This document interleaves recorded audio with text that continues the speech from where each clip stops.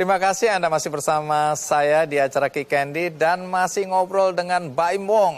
Baim, ini kan kamu sudah banyak sekali menyampaikan konten-konten kebaikan sebelum COVID, ya. Artinya bukan karena COVID kemudian kamu ikut berbuat baik, tapi jauh hari sebelumnya kamu sudah melakukannya, ya, untuk membantu saudara-saudara kita yang membutuhkan. Karena aku ingat persis ada cerita tentang keluarga miskin di Banten yang kamu bantu.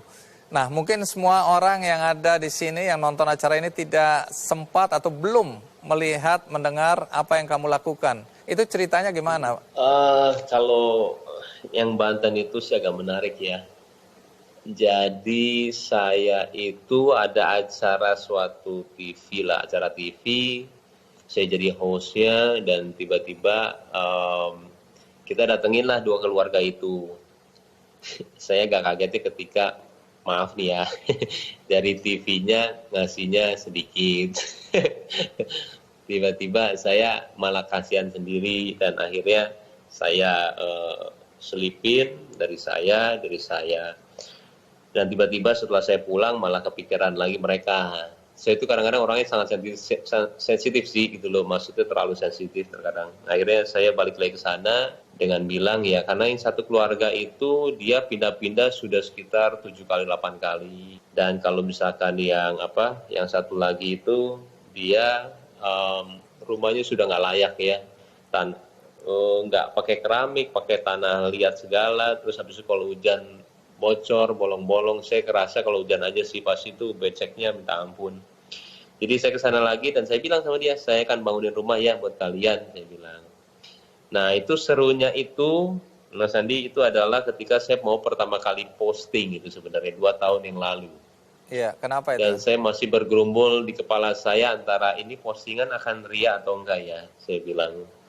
Karena takutnya akan jadi riak gitu loh ininya semua. Itu masih bergerumbul lah antara iya dan enggak. Akhirnya saya nggak tayangin. Saya nggak tayangin yang akhirnya saya tetap bikin. Saya beli tanahnya buat mereka. Habis itu saya bangun. Itu prosesnya agak lama ya, sekitar 2 tahunan.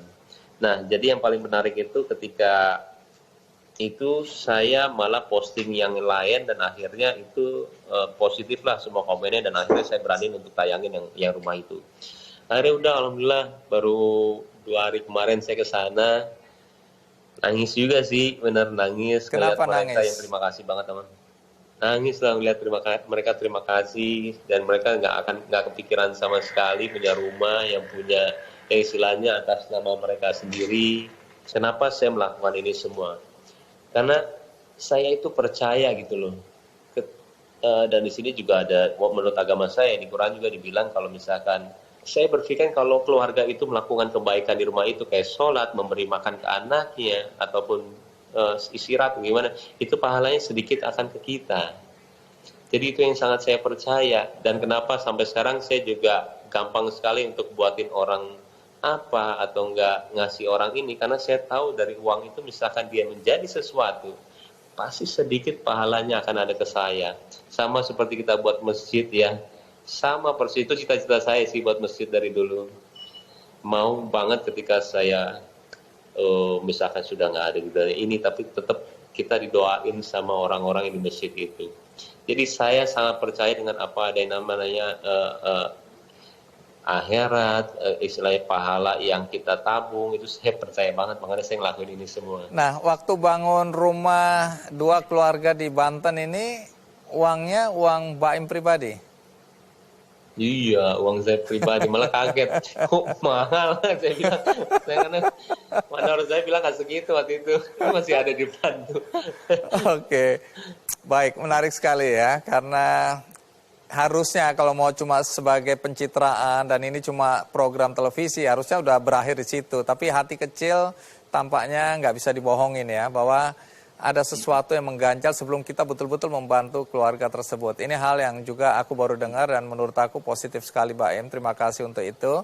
Nah, kalau aku dengarkan Baim juga punya gerakan berbagi masker, bahkan puluhan juta masker. Nah, itu bisa cerita itu. Ada yang bilang banyak spekulasi malah yang ditonjolin kalau misalkan 15 miliar itu uang saya. Jadi terkadang bukannya maskernya gratisnya buat kita satu Indonesia yang digemborkan, tapi 15 miliar ya gitu loh. Dan saya juga mau bilang kalau misalkan saya haus ujian juga pasti saya akan diemin gitu ya. Cuman kalau saya bilang itu bukan uang saya bilang itu adalah uang dari orang yang saya bilang malaikat yang tidak mau disebutkan namanya ya. Sampai sekarang masih berjalan ya, alhamdulillah sudah sekitar 4-5 juta masker yang dibagiin, dan terkadang juga orang gratis juga masih istilahnya kita dibully. Mana nih maskernya? Kok nggak nyampe-nyampe, bohong ya. Saya kadang sedih benar. Kok kita ngelakuin semuanya dengan sukarela, yang nganter juga nggak dibayar, kita juga udah keluar uang, tapi kok masih diginiin ya. Terkadang juga sedih sih, cuman ya memang keadaannya seperti itu. Saya juga kadang-kadang juga ya sudah deh, cuman saya senangnya kenapa ini berjalan. Saya mau memang COVID-19 ini selesai cepat ya, apalagi untuk Indonesia. Tapi dengan kita memakai masker keluar aja udah istilahnya membantu banget kok, malah bisa katanya memberhentikan dengan adanya wabah penyakit corona ini. Benar. Dengan apa yang Mbak Em lakukan, bisakah sampaikan sesuatu kepada penonton Kick Andy? Karena tidak semua anak muda seusia Mbak Em ini sudah punya panggilan yang kuat untuk membantu sesama. Sama kok, sama dengan apa yang pernah dipertanyakan sama Nabi Muhammad dulu, kalau memang siapa orang paling pintar di dunia lah, siapa orang paling pintar, dan dia bilang orang yang mengingat kematian dalam 5 atau 6 kali dalam sehari. Dan apalagi kemarin itu ada 3 orang ya yang menurut saya itu sangat berpengaruh di kehidupan saya. Maksudnya Ashraf sudah meninggalkan kita tiba-tiba, habis itu ada Kobe Bryant yang di dunia, habis itu mama saya. Jadi terkadang memang kita nggak hidup buat di sini kok gitu loh, kita hidup buat di akhirat. Berpulangnya teman saya Ashraf itu sangat tiba-tiba sekali, dan kita nggak tahu ya amal ibadahnya seperti apa. Mudah-mudahan juga saya berdoa banget semuanya dihapuskan segala dosanya dan amal ibadah diterima. Cuman di situ pelajarannya sangat kental sekali ya, kalau memang ibadah itu nggak bisa ditunda-tunda sama sekali. Dan terakhir kalau misalkan mama saya, kalau Kobi ya, saya belajar mengenai keluarga lah, gimana caranya sibuk-sibuknya apapun kita, saya harus mikirin keluarga. Tapi kalau mama, waduh, mama saya itu, saya mau meninggal seperti dia. Kenapa? Jadi benar-benar di keadaan. Saya ingat banget ketika saya masuk ke liang kuburnya itu, saya bertiga sama kakak saya. Tiba-tiba pas disuruh azan itu, tiba-tiba saya disuruh azan. Dan saya baru tahu kalau di situ itu nggak boleh nangis. Saya kaget, waduh, sedangkan kita harus azan di sebelah kupingnya mama.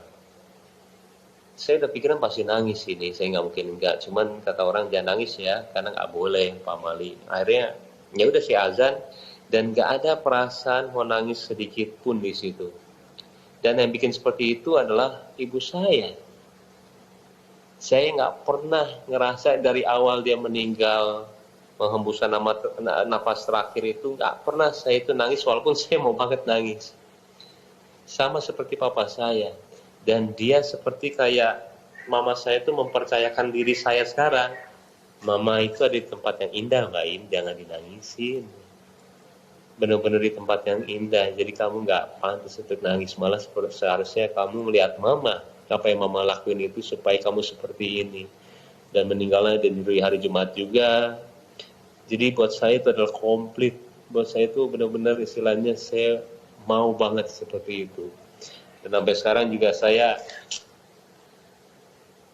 iya kalau pesan buat semua orang ya sangat simpel sekali, benar-benar berpikiran buat akhirat. Kalau dunia itu kita ada di paling bottom atau nggak gimana, kamu pasti akan indah ke sana. Kenapa? Kalau kamu sabar, ada yang indah di depan kamu. Ini dunia mau bohongan semua, beneran. Oke, menarik ya. Berbuat baik karena kita tidak tahu kapan Tuhan akan memanggil kita ya. Jadi tanam kebaikan selagi masih ada kesempatan. Baik, Betul. Mbak Em, thank you banget, terima kasih banget. Sama-sama. Ya. Sudah berbagi cerita inspirasi di acara Kick Andy. Doa kami selalu untukmu, untuk Paula, untuk keluarga. Terima karena kasih. senang sekali lihat ada generasi muda yang berbuat baik bukan untuk dirinya sendiri, tapi untuk orang lain. Sukses ya Mbak Im, ditunggu kreasi-kreasi berikutnya, ditunggu kebaikan-kebaikan berikutnya.